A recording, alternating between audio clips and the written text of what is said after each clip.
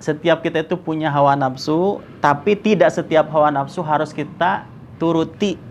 Karena dengan yang kita ikuti tersebut, ujungnya akan membinasakan. Oh, ada yang mau nanya nggak para penonton yang ada di sana? Tanya dong. Para teman-teman Gen Z. Ini nggak apa-apa, tanya apa saya. Dasar yang sifatnya ini, yang terasa dengan kelingkungannya misalnya. Aku aja deh, aku dulu nih. Ini Dari dalam diri. Pribadi. pertanyaan pribadi. Pengalaman gitu. Misalkan gini Ustaz, kita dulunya nih, misalnya dulunya nih ya melakukan hal-hal kemaksiatan gitu ya. Mungkin Siap. Pas waktu masa sekolah nih, pas masa sekolah kita melakukan hal-hal yang Dosa. kemaksiatan gitu ya, dosa gitu, nggak sholat atau apalah segala Siap. macam gitu ya. Nah, apakah ketika misalkan kita mulai memperbaiki diri gitu kan, apakah ada apa ya namanya, ada kebaikan gitu ya dari Allah Subhanahu Wa Taala untuk menghapus dosa-dosa kita yang lama itu gitu Ustaz. Maksudnya ketika kita mulai memperbaiki diri, walaupun ya tadi ya Ustaz nggak sempurna lah gitu, semuanya orang pasti ada aja gitu kemaksiatannya. Tapi apakah dosa-dosa yang telah kita lakukan berlalu itu bahkan mungkin banyak gitu ya yang kita tahu, nah apakah itu bisa hilang atau minimal berkurang gitu Ustaz? Ya, pengennya sih hilang ya kan. Benar. Tapi ada caranya. Kalau mau hilang ada caranya, mau berkurang juga ada caranya. Atau mau tetap ada juga ada caranya. Pilih yang mana kira-kira? Kalau misalkan mau hilang nih Ustaz, minimal berkurang. Minimal berkurang lah. Kalau hilang kayaknya kemungkinannya agak nggak mungkin gitu. Betul. Berarti kan sebetulnya sudah tahu ya jawabannya itu. Kalau mau hilang total, berarti kan jalannya adalah taubatan nasuha. Yang disebut Gen Z ini adalah hijrah gitu ya. Hijrah nih. Nih, ada saya statement beliau beliau lah ya. Yang hari ini hijrah itu kan. Netizennya itu ada yang bilang ya kan, beliaunya sudah taubat, sementara yang tahu beliaunya hari ini belum juga taubat. Ya, karena ini kadang-kadang ternyata yang kita vonis sebagai orang pendosa, tapi ternyata setelah dapat hidayah malah itu. Nah, jadi kembali cara yang supaya diampuni benar-benar gitu ya, hilang semuanya adalah taubatan nasuha, ya, atau bahasa kita tadi sebut dengan hijrah yang total gitu kan. Hijrah total itu berarti diantaranya adalah termasuk bukan hanya tempatnya bukan hanya dirinya yang memisahkan dari keburukan, tapi termasuk bisa jadi lingkungannya, karena tadi total ya kan. Atau bisa jadi mungkin berkurang adalah dengan cara kebaikan-kebaikan yang kita lakukan itu, kata Allah Subhanahu wa taala, innal hasanat yudhibna sayiat. Sesungguhnya kebaikan-kebaikan yang kamu lakukan itu bisa menghapuskan keburukan. Ya kan, misalnya dengan sedekah bisa hilang keburukan, dosa-dosa lalu. Atau bahkan yang paling mudah, gak usah mengeluarkan uang, dengan sedekah misalnya adalah dengan cara menjaga wudhu aja. Wudhu yang baik, kata Nabi SAW, adalah setiap air yang masuk, yang kita kucurkan ke tangan, ke muka itu, sebanyak kucuran tersebut, itu sebanyak itu pula dosa kita yang mengalir, keluar, terhapus, gitu kan. Itu dengan cara kebaikan. Atau misalnya dengan cara silaturahim dengan sesama teman-teman, dengan hanya ucapan salam, ketemu, salaman, cipika-cipiki, dengan cara seperti itu pun masuk kebaikan, dan itu juga bagian daripada penghapus dosa-dosa masa lalu. Jadi intinya positive thinking.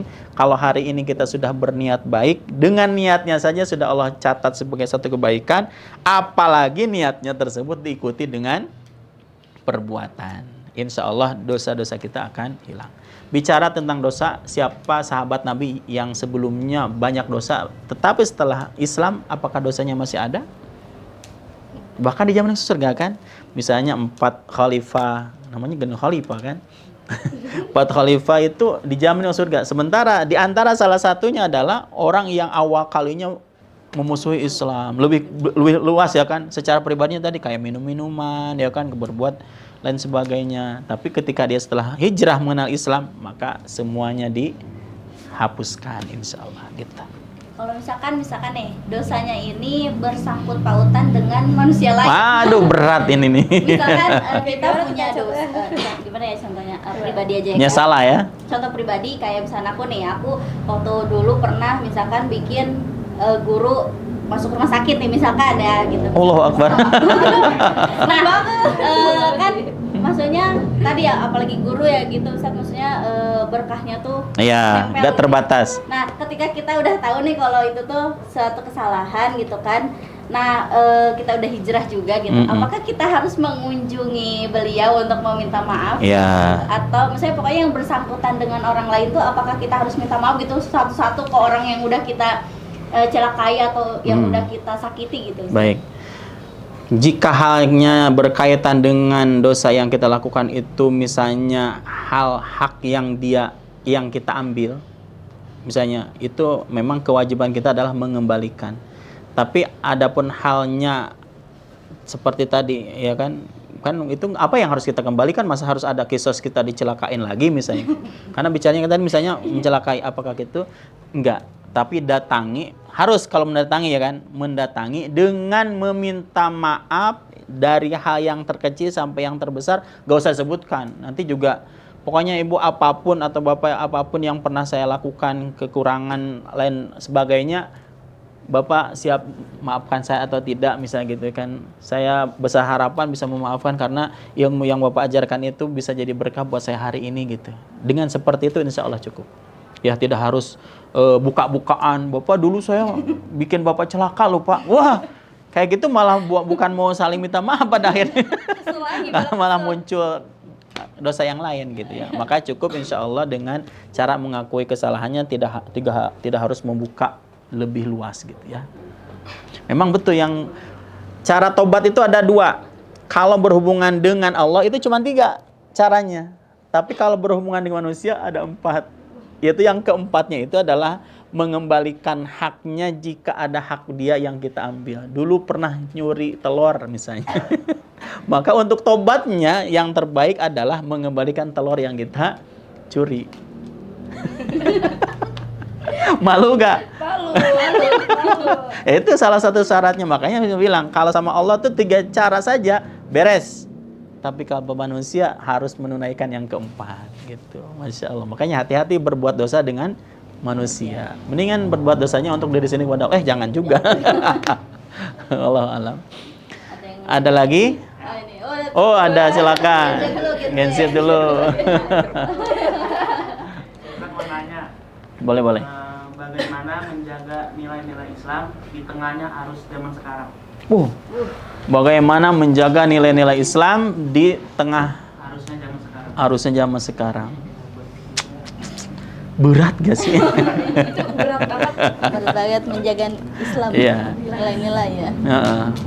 Sebetulnya hal ini pertanyaan ini adalah merangkum keseluruhan pembahasan kita dari awal. Ya kan? Adalah apa yang pertama kali saya bilang tadi. Yang pertama kali untuk bisa menjaga hal itu adalah dari pondasi yang harus dikuatkan. Adalah bicaranya tentang keluarga dulu. Ya kan? Kemudian setelah berkeluarga, masyarakat. Setelah masyarakat, teman kita. Maka itulah yang bisa menguatkan seperti itu. Kalau memang nggak ada pondasi dari situ, ya sekuat apapun kita, pasti akan mudah dikalahkan. Akan mudah terbawa arus tadi. Gitu kan? Apalagi segala sesuatu yang sifatnya membawa kebahagiaan, ya kan, membawa kepuasan, apalagi menguntungkan. Ada kan yang saya sampaikan ini contohnya banyak ya kan. Hari ini misalnya terjadi perjudian online. Judi online itu judul ya kan, bisa memuaskan dirinya, nafsunya ya kan. Kemudian bisa menguntungkan enggak? Menguntungkan. Bikin dia bahagia enggak? Bahagia. Kalau nggak kuat iman dengan keyakinan rizki Allah itu sudah Allah tentukan melalui jalan yang halal pun banyak. Jangan ngambil dengan cara yang haram, minimal syubhat gitu. Ya, makanya saya bilang betul-betul dari awal itu buat pelajaran buat kita adalah tanamkan kepada mereka tauhid yang benar, kenalkan kepada Allah, kenalkan kepada nabinya, kenalkan kepada agamanya. Ya harus punya guru. Ya kan, harus punya sosok yang dia ikutin ya. Nggak sedikit kok ada, jangan sampai nih kalian juga berpikir jangan maulah sama ustadz atau sama santri nanti jadi kere misalnya. Enggak juga, banyak ustadz-ustadz yang pada kaya ya kan. Kalau kata temen aku, jangan nanti dipoligami katanya. Astagfirullah kan. Nah segitunya kan lebih jauh. Ya nggak apa-apa, masih mending poligami daripada zina kan gitu ya. Kalau jawaban ke situ. Karena memang kadang-kadang ya berat juga kalau bicara tentang poligami apalagi kepada perempuan ya kan. Sensitif banget gitu. Walaupun memang seharusnya nggak boleh begitu karena memang sudah jadi sunatullah ya kan. Nah tapi kembali kepada pertanyaan Bang Galih tadi. Ya kan? Jadi kuatkan itu dari mulai diri sendiri, keluarga, dan lingkungan. Insya Allah hal yang sifatnya negatif di luar akan mudah kita kenali gitu ya. Kadang-kadang karena kita hilang arah, gak kenal, mudah masuk arus gitu. Allah alam. Tadi mau nanya lagi gak? Tadi Mahmud mau nanya siapa? Alan. Oke, Alek. Saya mau ngewakilin Jeji nih Sat. Untuk menghadapi kehidupan di era zaman sekarang ini, kan banyak tuh zaman sekarang tuh banyak banget hal-hal bohong dibenarkan dan hal-hal dibenarkan tuh dibohongkan. Nah itu gimana sih Sat? Baik. Tahu nggak perkara itu sudah menjadi ketentuan Allah. Ternyata ada hadis Nabi SAW yang sangat panjang ya kan. Akan ada satu zaman di mana orang yang jahat disebut baik, orang yang dolim disebut amanah, orang amanah hianat. Ternyata hari ini sudah terjadi, bos. Iya kan? Dan ucapan Nabi itu berarti benar. Makanya kalau kita kaitkan dengan hanya urusannya sifatnya kehidupan dunia sehari-hari, itu mah biasa. Iya. Tapi ternyata ketika kita tahu hukum yang ada di syariat, bahayanya luar biasa. Kenapa? Ternyata sudah ada sejak dari Nabi loh. Orang zalim dianggap baik sekarang. Makanya ada istilah dunia terbalik ya kan?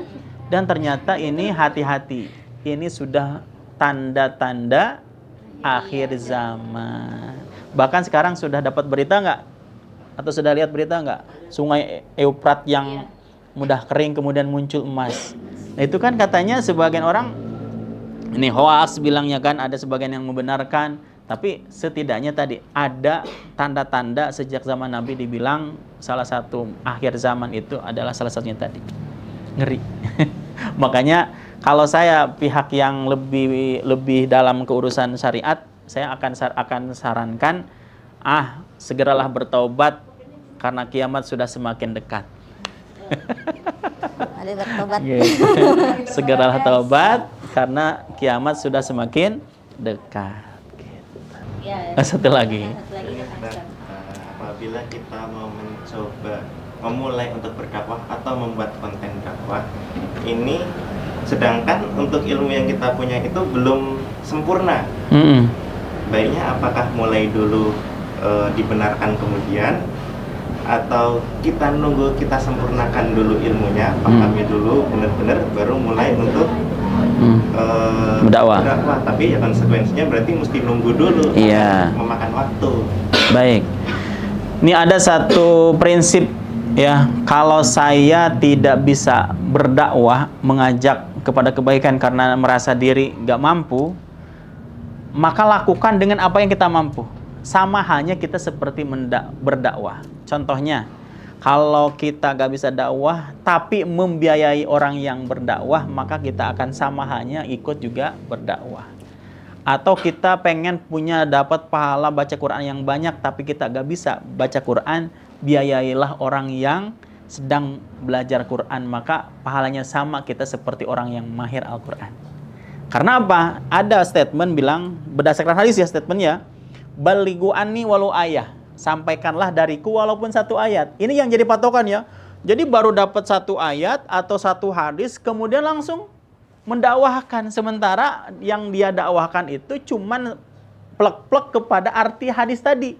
Akhirnya belum tentu itu halal seketika halal 100%, kemudian dihalalkan. Padahal tadi sebetulnya saya lebih setuju dengan apa? Wala taqfu ma laisa laka bihi ilm. Janganlah kalian ucapkan sesuatu yang kamu tidak punya ilmunya. Nah, makanya lebih hati-hati dong. Tapi bicaranya bukan kalau nunggu punya ilmu dulu kapan saya akan berdakwah. Enggak, sekarang ada orang lain yang punya tugas berdakwah.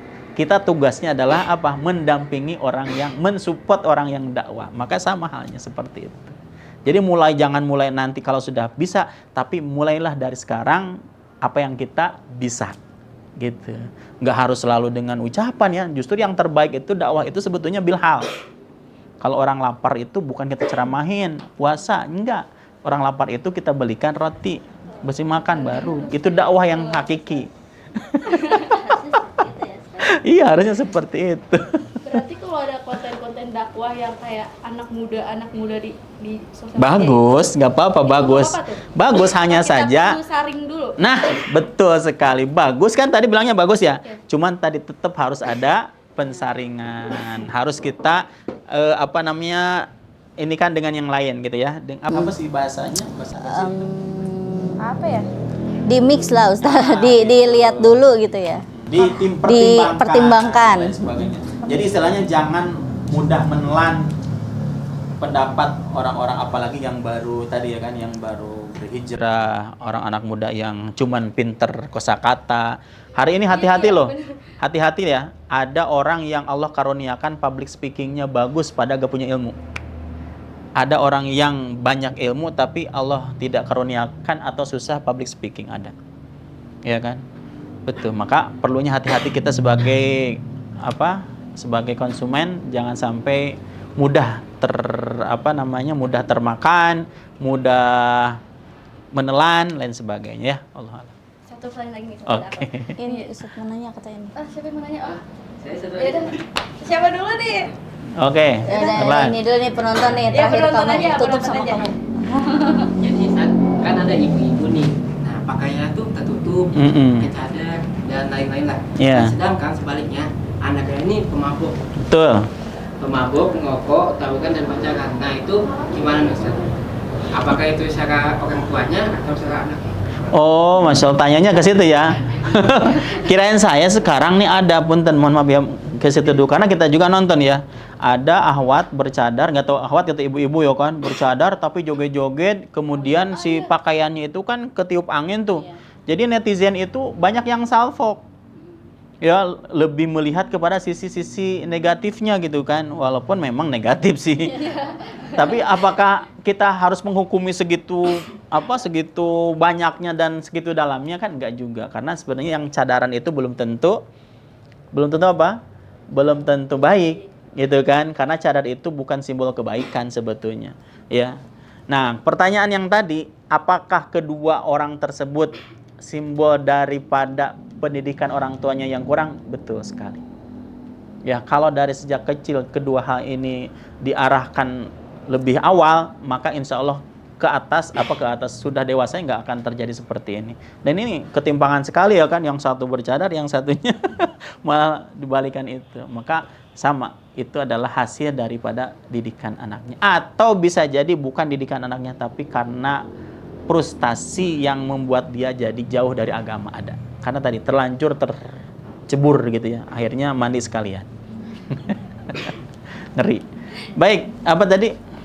Nah, kayak satu aja. Aku tuh Dari tadi satu terus kan? Ya, terakhir banget kan. Terakhir. Oke. Aku banyak nih lihat konten kreator itu tentang dakwah, cuman mengarahnya itu tentang percintaan terus. Itu tuh gimana ya cara nanggapinnya? Maksudnya kan banyak juga kan orang-orang FOMO gitu ya. Siap. Jadinya membenarkan, iya boleh kali ya kayak gini, iya boleh kali ya gini. Kayak Makanya cinta terus, kewajiban penonton itu adalah bijak. Ya kan, bijak ini di sini gini loh. Misalnya saya ini ahlinya di bidang apa, kamu ini di bidang apa, sebelahnya di bidang apa, yang lain bidang apa. Itu tuh masing-masing orang kan punya keahlian.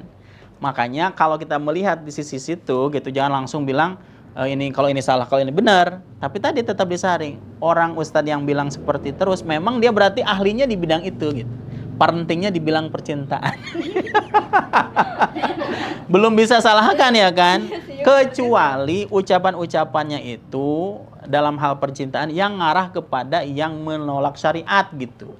Baru kita gak boleh terima. Adapun dia, saya lihat ada ustazah bahas tentang bukan Gen Z ya, Gonzu. Mirip ya. Gen Z itu generasi 90 ke sini kan. Kalau Gonzu itu kitab buku yang membahas tentang tadi hubungan keluarga. Rumah tangga maksudnya kayak gitu. Makanya ada spesialisnya kayak gitu. Kecuali tadi bahasanya itu kok nggak ini gitu ya, misalnya terlalu vulgar, seronok dan sebagainya, maka lebih baik hati-hati. Adapun pembahasan secara umum saya tidak bisa menyalahkan, nggak apa-apa. Berarti ahlinya aja di bidang itu. Oke, ada yang mau bertanya lagi para penonton sebelum saya Enggak. Udah? Baik, cukup. Jazakumullah khair, Wa Ustaz. iyyakum. Semoga tadi ya para Gen Z ini setidaknya gitu ya Ustaz dapat pencerahan lah ya Iya. dari beberapa pertanyaan-pertanyaan kita, dan juga akhirnya mereka ini dan termasuk kita gitu ya bisa memilah-milih gitu ya mana perkara-perkara yang benar sama perkara-perkara yang salah gitu ya. Iya. Dan juga berharap buat para Gen Z gitu ya tadi ya bisa benar-benar menyaring di sosial media mana sih gitu ya Yang kiranya bisa diambil. ya perkira apalagi urusan agama yang benar gitu kan, sama yang emang kalian cuman ngambil cuplikan-cuplikan video aja gitu ya. Demi kepentingan pribadi. Terima kasih juga Ustadz udah jawab pertanyaan-pertanyaan aku yang maaf kalau emang agak Siap, alhamdulillah. nyeleneh atau kurang baik. Iya, Ustadz, Bang. Karena bagus, penasaran alhamdulillah. aku tuh jujur banyak banget. Jadi aku suka bingung. Maaf ya Ustadz. Iya. Berarti lain kesempatan kita buka session untuk curhat-curhat aja kali ya. Boleh Ustadz. Ini masih episode 1. Baru episode Ada 1. berikutnya. Boleh guys, Baik. tungguin ya guys, nanti kita buat sesi curhat. Makanya ditonton guys, banyak terus like-nya, viewersnya juga banyak. Oke, bye. Oke, kita tutup.